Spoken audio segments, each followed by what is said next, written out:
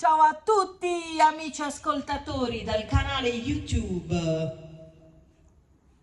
Veronica Pisano con Maurizio Gastaldi, polistrumentista, compositore. Come state? Noi abbastanza bene.